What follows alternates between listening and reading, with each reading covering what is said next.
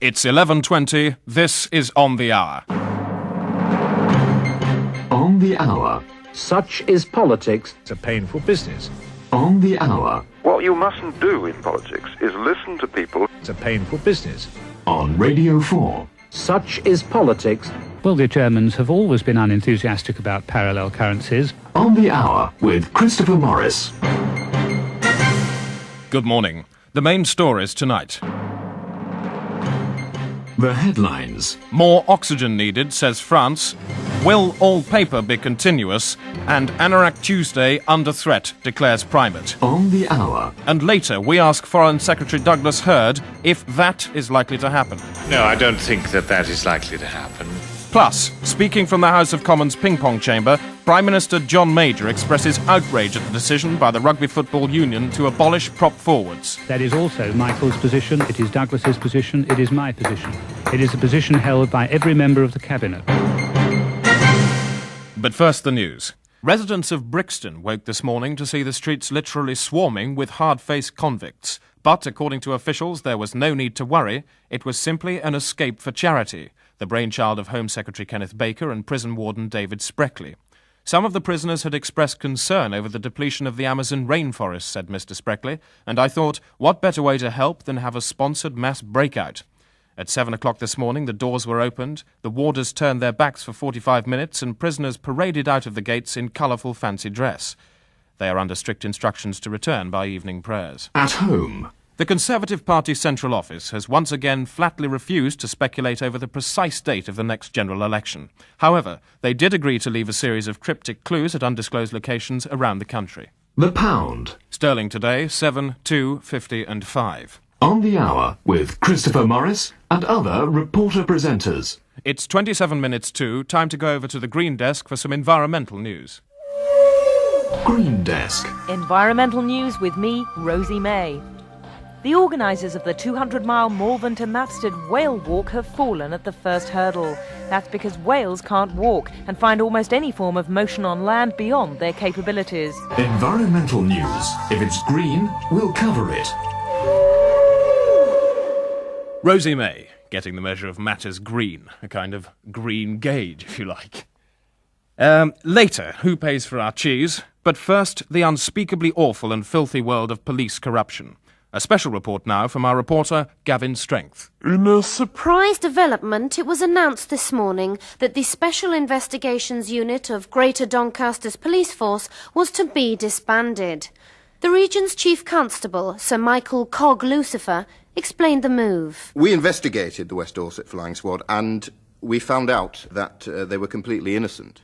Indeed, those who had given evidence against the Flying Squad, 350 members of the public, we then found were guilty. And what evidence do you have against these 350 people? None of them were churchgoers. We know that. Does that mean that they're guilty, that they don't go to church? No, but we have asked them whether they do go to church, and they have all claimed they do not. And I believe that is more than coincidence. For one man in particular, the news that the unit is to be disbanded could spell the end of a 10-year nightmare.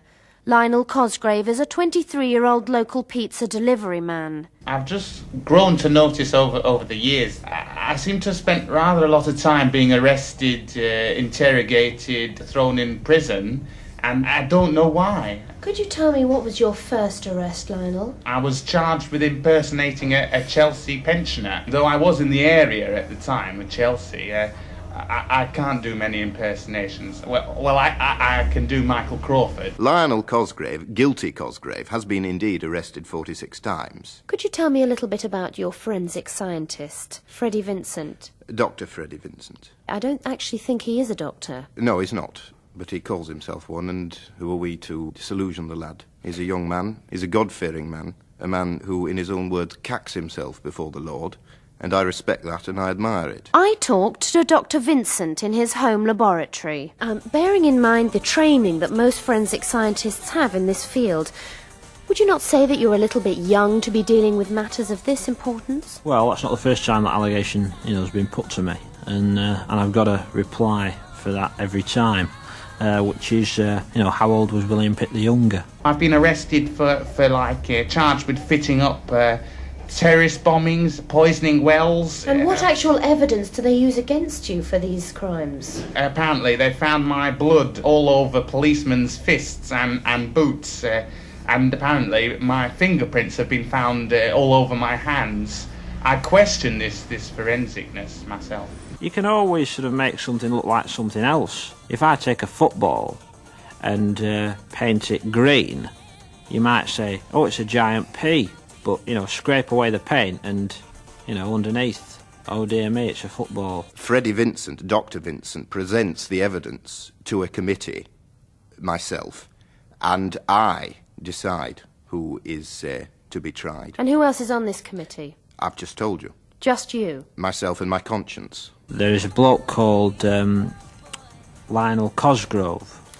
Well, yes, I was about to come on to Lionel Cosgrove. Guilty Lionel. Lionel Guilty Cosgrave. Yeah. Could you give me some proof that you actually found against Lionel? I mean, how do you know that Lionel was in fact a bomb maker? Well, this is interesting. Ink was found on swabs taken from his fingers, and ink, believe it or not, is one of the most vital parts in making of bombs. But ink can come from a number of things. I mean, what about pens, for instance? I think we're splitting hairs at this point. I mean, what kind of pens? Corruption is like a plague, and if you don't lance it, like a boil, it can spread like some form of satanic cancer. And what do you mean by cancer? Some sort of illness? A disease, certainly. Potentially In what form does terminal. this disease take? Well, your hair falls out and your skin flakes off. No, I'm talking about the actual corruption of the police. Oh, sorry. On the Hour, maximum use of the BBC's news resources. In 47 seconds, sports news, but first there's been mixed reaction to the news that pedestrians are to be banned from Cambridge city centre. The council ruling follows concern over congestion in the city's increasingly crowded streets. Market traders are up in arms, claiming that already recession-hit trade will dry up completely if no one is allowed to walk within half a mile of their stalls. But the council are unrepentant. There's no pleasing these tossers, said a spokesman this morning. You clear the streets so they can unload their vans, and they turn around and crap in your face. This is Sports Desk. I'm Alan Partridge. Formula One driver Nigel Mansell gave up motor racing this week as it's too dangerous. And anyway, claims Mansell, I can get the same sensation by sitting in a wind tunnel with dark glasses on and a paper bag of agitated wasps tied over my head. Time now for the On the Hour campaign. This week, it's prompted by woefully inadequate public understanding of basic health issues. Don't catch a disease. What sort of disease did you catch recently? Well, flu. How do you feel about being one of the dim and feckless individuals who didn't avoid catching a disease? Uncomfortable. Bad. You feel rotten, and you must feel bad about it. What sort of disease did you catch recently? Flu. What clearly rather hopeless measures did you take to stop yourself catching a disease? I didn't take any measures at all. Do you have any idea how you could avoid becoming, again, one of those bad idiots that goes around catching a disease? No. Actually, having a health campaign reminds me of a time when I had to read out a story about a member of the royal family who was ill, and I said that she was 111. Serious tone of voice. There's been a large disaster at Big Street Station. Details are sketchy, but it seems that a train ran into the buffers at 8:13 this morning during a rush hour crowded with commuters. And Transport Police have just issued this description of what happened. And can you repeat that, please? In collision event occurred when the VPU vehicular power unit Can you repeat that, please? proposed an IAV inappropriate arrival velocity Repeat that, please. to the IAHTS impact absorbing hydraulic trumpet system. Was it large? Thank you. On the Hour. First on the scene at major disasters. Our disaster correspondent Roger Blatt is on the scene at the moment. Roger, what are you looking at? I'm looking at some large bits of twisted metal which just an hour ago was a train with people on it, none of whom had ordered the morning menu of mayhem they were about to be served. An hors d'oeuvre of loud bangs, a shriek of tortured metal with a side order of shattering panel, and for dessert, great cries of dismay and concern expressed by the victims. Could you be quiet, please? Roger Blatt reporting. Now, as a result of the crash, Radio 1 are running a Disaster Day special. Let's join them now for an update. And it's Wayne Carr, I believe. Hello, Wayne. The loudest bangs from the biggest disasters. Hello? Okay, Wayne Carr, WC on the radio, with a full Rockorama news banana to follow on that train trash trage. Gotta say, sounds like a bit of a nightmare there on Big Street today. Just a bit of a joke there to cheer you on if you had a death in the family or just lost someone that you love in the amazing Bogey Bash. No, that can be tough. And don't forget, we're going live for a simulcast with the Corduroy Boys on Radio 4 in next to no time, okay? Really looking forward to that. Could be my lucky day. If I play my cards right, I could land a guest presentation spot on a lightweight news-based quiz program. Meanwhile, we're going all the way back with the music, and I see Dave Edmonds is still crawling from the wreckage.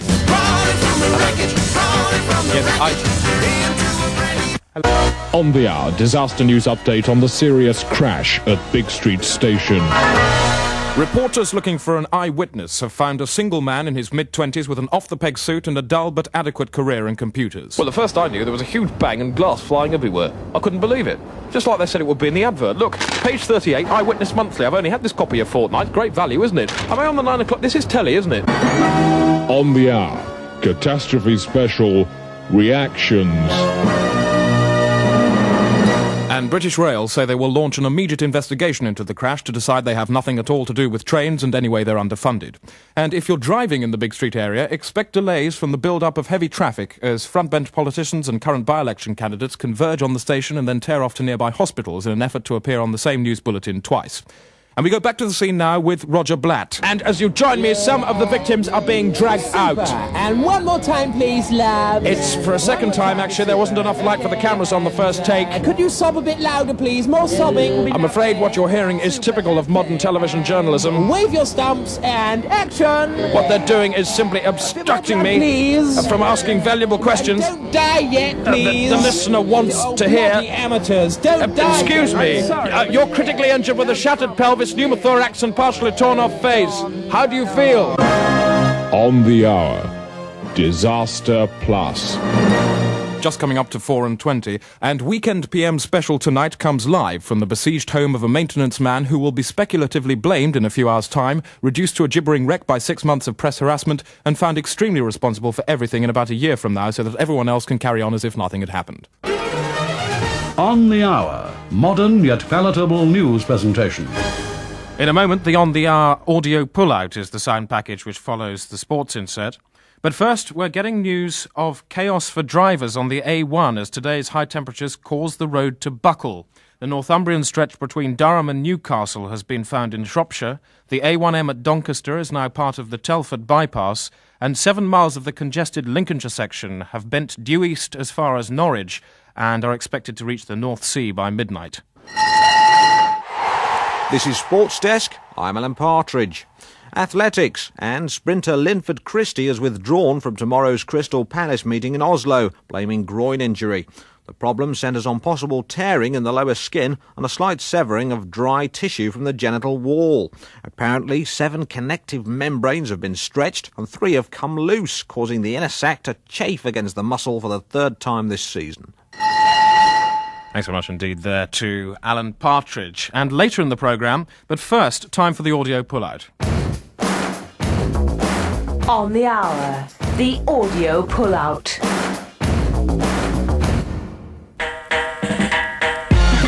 Get Hip and Go, the stylish style guide for stylish young people aged 39 or under. Get Hip and Go. And now the Get Hip and Go quick guide to Dublin. Currently European city of culture and yet a vital and modern home to both antiquities, folklore and, of course, a decent point of mild. Dublin is a city of contrast. Here the brand new skateboard park nestles neatly beside the old skateboard park. Young Pat Riley is part of the new breed of Dublin.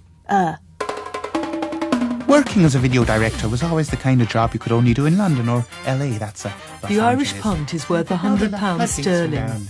There's Terry Wogan, Dr. Anthony Clare. Who else have you worked with? Well, nobody at all yet, to tell the truth. Only 32% of all Dubliners have heard of patio doors, soft contact lenses or the Pet Shop Boys. James Joyce, Yeats. Oh, kiss the Blarney Stone, will you? 99% of young Dubliners own a helicopter. 67% of women own 2 helicopters. Oh, Danny Boy, Sinead O'Connor, and top of the morning. Swimming is illegal. There's Guinness, Potato Famine, of course, Jackie Charlton. To vote in Ireland, you must own at least 4 dogs. Pomeranians do not count. And of course, Chief Mengistu Buthelezi.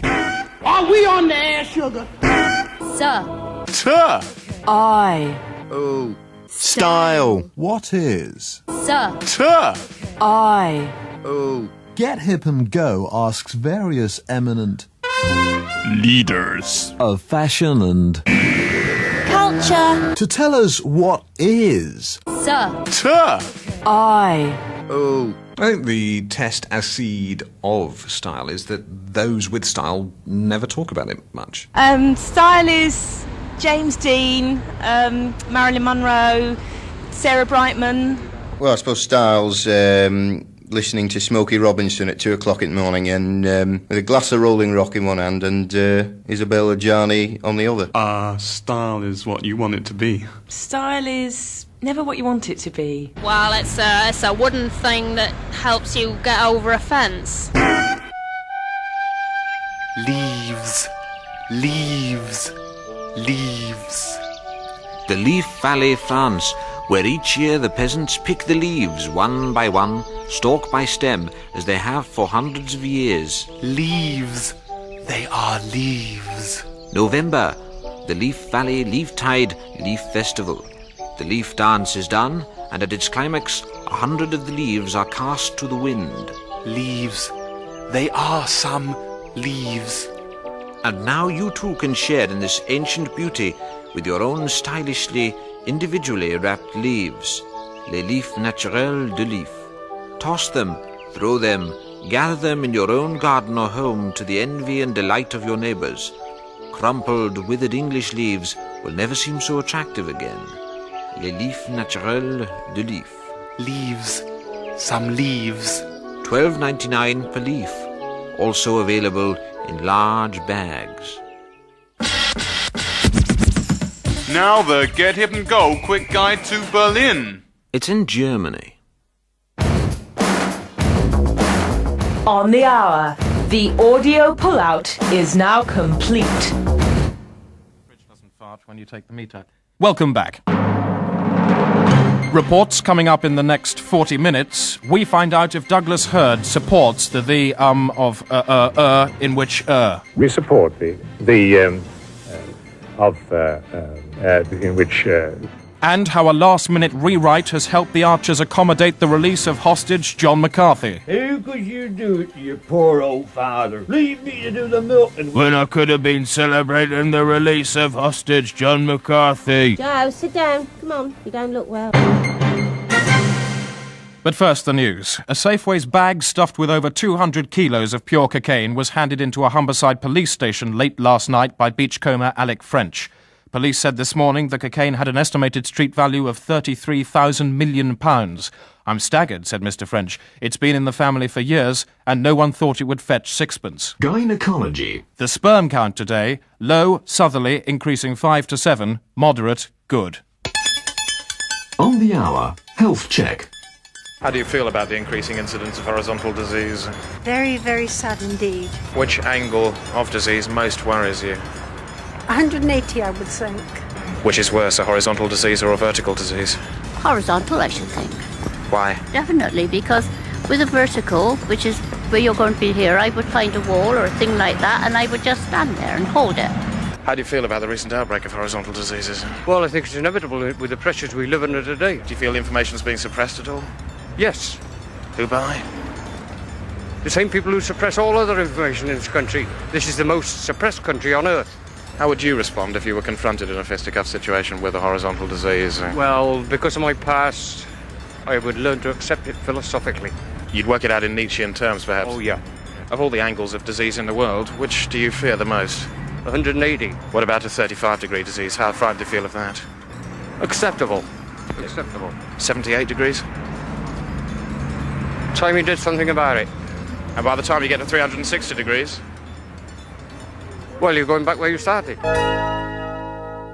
It's 38 minutes to. Over now to sport. We haven't got it. Right. Well, perhaps we could go over now to Senny Power and hear what's happening with the Week on 4. Who's supposed to be doing that bloody sport? And the Week on 4 begins on Thursday at 3:15 with Afternoon Theatre. Another chance to hear Susan's Regrets, winner of this year's Sonic Daisy Award for Best Use of Sound. Mary has got some sugar, but Gerald has problems closer to home.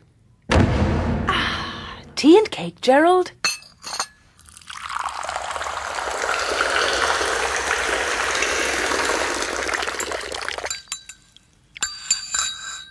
Yes, please, darling.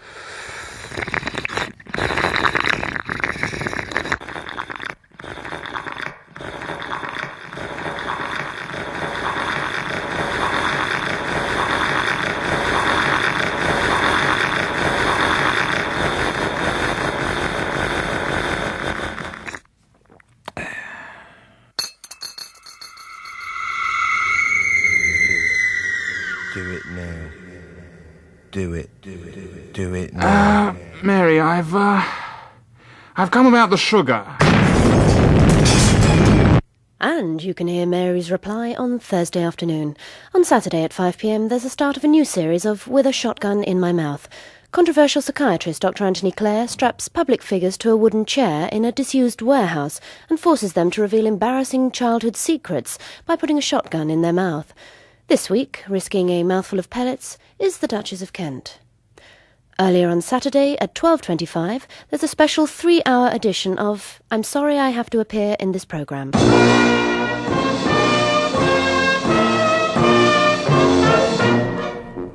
Right, Graham and Barry's team. You have to sing The Girl from Ipanema, but Barry has to sing every third word, and Graham has to sing all the others. But Barry has to sing Counterpane for all the words, and Graham, you have to sing Bottom instead, okay? Go. Bottom, bottom, counterpane. Bottom, bottom, counterpane. Bottom. More fun at 7:20 this evening when Analysis returns with Mary Goldring. With Gorbachev squaring up to hardliners, what hope for the steel industry? Is the West ready to do a deal with the East? And how will this affect Britain's schools? With the national curriculum in its infancy, who will challenge Bush for the 1992 White House? And will he have the courage to replace Liverpool's roads? Mary Goldring will be in a chair at 7:20 this evening. On Tuesday morning at a different time, we eavesdrop on the real-life world of anglers. This week, Anglers follows Keith Stafford as he stalks the banks of the Wansbeck.